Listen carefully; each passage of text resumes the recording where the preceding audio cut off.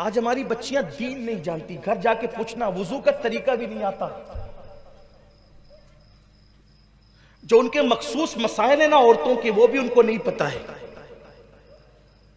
उन्हें सारे सीरियल के अदाकारों के नाम जबानी याद है, रसूलुल्लाह की अजवाज के नाम उनको नहीं पता है। ये सूरत हाल है। मां ही जब नहीं जानेगी दीन तो वो औलाद के अंदर दीन क्या मुंतकिल करेगी। इसलिए बेटी पढ़ाओ, लोगों को आस सूझाए, बेटी पढ़ाओ बेटी बचाओ। हमारे नबी ने 1450 साल पहले बेटी बचा के भी बताया, बेटी पढ़ा के भी बताया। पढ़ाओ अपनी बेटियों को, दीन पढ़ाओ, उन्हें सीरत मुस्तफा पढ़ाओ, सीरत अज़वाज ताहिरात पढ़ाओ, सीरत सैयदा फातिमा पढ़ाओ, सीरत सैयदा ज़ैनब पढ़ाओ। पढ़ाओ अपनी बेटियों को, दीन पढ़ाओ। हमने अपनी बेटी को डॉक्टरी तक पढ़ाया, टीचर बनाया, कुछ लोगों ने वकील भी बनाया। मुझे कुछ नहीं कहना उन लोगों से, लेकिन आपसे पूछता हूं कि अपनी बच्चियों को मुसलमान भी बनाया? हमने अपनी बेटियों को पढ़ाया नहीं, बेटियों को पढ़ाओ। अगर बेटी दीन पढ़ेगी, देखो दीन पढ़ने की बरकत मिलती है। जो दीन पढ़ेगा उसके अंदर आखिरत की फिक्र पैदा होगी, आखिरत की सूझबूझ पैदा होगी। और मालदार लोग तो बेटों को नहीं पढ़ाते तो बेटियों को क्या पढ़ाएंगे? दीन की तालीम। शाहजहां बादशाह था, बादशाह अपनी दोनों बेटियों को इतना पढ़ाया कि दोनों को उस दौर की आलिमा बनाया। ये जो रजिया सुल्ताना का नाम सुनते हैं, अपने वक्त की आलिमा है रजिया सुल्ताना, शमसुद्दीन अल्तमश की बेटी, बादशाह की बेटी है। ये जहां आरा बेगम, ये आलिम है अपने वक्त की। सरकार गरीब नवाज की जिंदगी पर सबसे पहले जिसने किताब लिखी वो कोई मर्द नहीं है, उसी औरत को जहां आरा बेगम कहते हैं। ये मुनिसुल अरवा नाम की जो किताब है सरकार गरीब नवाज की जिंदगी पर, वो जहां आरा बेगम की लिखी। बाद में सब सीरत निगारों ने, अल्लामा मुश्ताक निजामी जैसे शख्स ने भी जब गरीब नवाज पे कलम उठाया तो जहां आरा बेगम के हवाले के बगैर किताब मुकम्मल नहीं हुई। जहां आरा बेगम ने किताब लिखी, हम नहीं पढ़ा रहे अपनी बेटियों को, इसीलिए बेटियां दीन से दूर है। वो गुर्बत देख करके डर जाती है, उन्हें नहीं पता गुर्बत क्या है। सैयदा फातिमा जब पेट पे पत्थर बांध सकती है, आज तो मैं समझता हूं कि कोई पेट पे पत्थर बांधने की किसी को नौबत ही नहीं आती। एक दिन मैंने सोचा, अल्लाह मुझे माफ फरमाए, मैं आपको बता रहा हूं, मुझे बताना नहीं चाहिए लेकिन बता रहा हूं, अल्लाह हमें रिया से महफूज है। एक दिन मैंने सोचा कि आखिर मैंने भी पेट पे पत्थर बांधना है, लेकिन पेट पे पत्थर बांधने की नौबत कब आती है? मैं एक दिन भूखा रहा, दूसरे दिन भी भूखा रहा, तीसरे दिन मैंने कुछ नहीं खाया, लेकिन पेट पे पत्थर बांधने की कोई नौबत नहीं आई। और उन्हीं दिनों मेरा प्रोग्राम था जवार के आसपास के इलाके में, तो 3 दिन तक तो मैं लोगों से तालम टोली करता रहा, लेकिन फिर कभी किसी को कुछ कह दिया छोड़ दिया, किसी को कुछ कह दिया छोड़ दिया, किसी को कुछ कह दिया छोड़ दिया, लेकिन फिर वहां के साथियों ने पकड़कर खाना खिला दिया कि नहीं आपको तो खाना ही पड़ेगा, खा लिया खाना। लेकिन मुझे उन 3 दिनों के अंदर भी पेट पे पत्थर बांधने की नौबत नहीं है। तो मुझे उस दिन एहसास हुआ, इसका मतलब यह है कि 2-3 दिन 5 दिन भूखे रहकर पेट पे पत्थर बांधने की नौबत नहीं आती। पेट पे पत्थर बांधने की नौबत कब आती है? आज कोई पेट पे पत्थर, फकीर लोग भी पेट पे पत्थर नहीं बांधते हैं, उनको भी एक दिन एक वक्त की रोटी मिल जाती है। पेट पे पत्थर बांधने की नौबत उस वक्त आती है कि कमर जो है वो अपनी जगह ठहर नहीं पाती। कमर अपनी जगह ठहर नहीं पाती, तो कमर को अपनी जगह ठहराने के लिए पत्थर का सहारा दे करके यूं पत्थर बांधा जाता है। और मेरे नबी के पेट पर कभी 2 पत्थर देखे गए। सैयदा फातिमा तो ज़हरा ने भी अपने बाबा की सुन्नत के मुताबिक पेट पे पत्थर बांधे।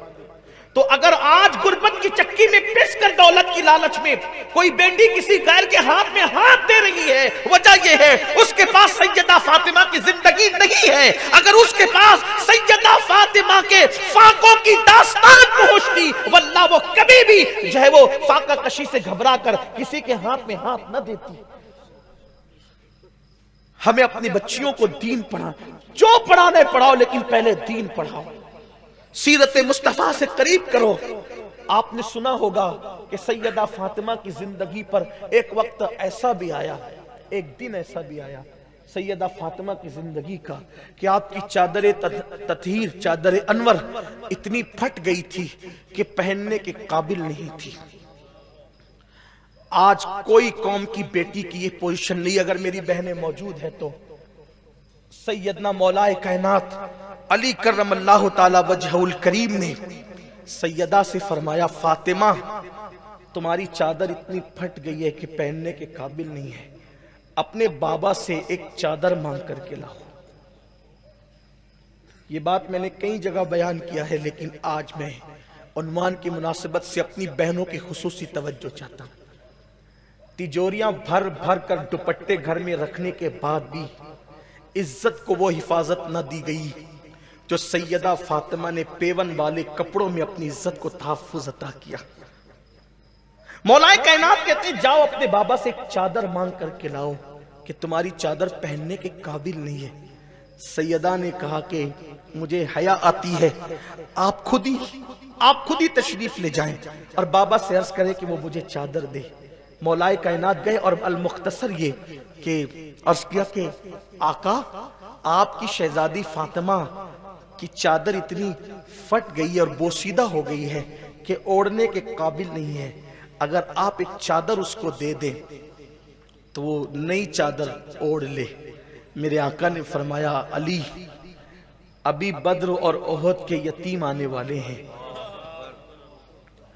बद्र और ओहद के यतीमों का हक देना भी बाकी है। मोहम्मद की बेटी को चादर अभी कैसे दी जा सकती है? ये अल्लाह के हबीब अलैहिस्सलाम ने मौलाए कायनात से फरमाया, अलबत्ता इस वक्त मेरे पास ऊंट का चमड़ा घर में पड़ा हुआ है, फातिमा से कहना कि ये ऊंट का चमड़ा ले और अपने दुपट्टे में पेवन लगा ले। मौलाए कायनात को ऊंट का चमड़ा लेकर के आए। मैं कौम की उन बेटियों से पूछना चाहता हूं जो सिर्फ बाइक पर बैठने के धोखे में, अच्छे लिबास की लालच में पूरी कौम को बदनाम कर रही है, पूरी कौम की बेटियों को बदनाम कर रही है। और आपसे भी कहना चाहता हूं, मुसलमान हो तो कुछ तो मुसलमान होने का ख्याल करो।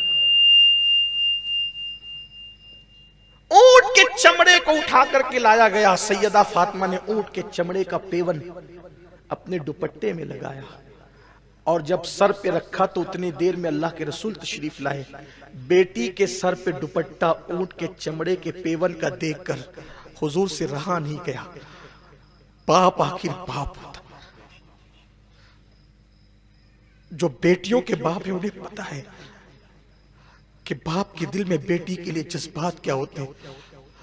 बाप अगर आम इंसान हो तो बेटी के बारे में उसके जज्बात इतने हसास होते हैं।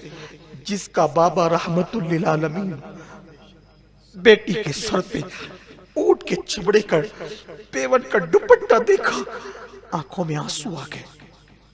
बाप को रोता देखकर सैयदा भी रो पड़ी, मौलाए कायनात भी रो पड़े, हसनैन करीमैन भी रो पड़े, पूरा घर रोने लगा। तो मेरे आका ने अब उन आंसुओं का खात्मा इस तरह कर दिया, फरमाया, फातिमा क्या तुम इस बात पे खुश नहीं हो कि कैसर और किसरा के बादशाहों के लिए दुनिया की नेमतें हैं, मोहम्मद और आले मोहम्मद के लिए जन्नत की नेमतें। ये किसके लिए था? हमारा ईमान है, अगर सैयदा फातिमा चाहती हर दिन जन्नत का नया लिबास आता, हर दिन आता, हर दिन आता, लेकिन फातिमा तो ज़हरा को एहसास था, मैं तो जन्नत का लिबास मंगा लूंगी क्योंकि मेरा बाबा पूरी कायनात का बादशाह है, पूरी कायनात का मालिक है। खालिके कुल ने आपको मालिके कुल बना दिया, दोनों जहां है आपके कब्ज़ा व इख्तियार में। लेकिन जब कोई गरीब, मेरे बाबा की उम्मत की बेटी, कोई गरीब जब गुर्बत की चक्की में पिसेगी तो वो अपने बाप से कहेगी, नबी ने तो अपनी बेटी को रोजाना नया लिबास दिया, तूने क्या दिया?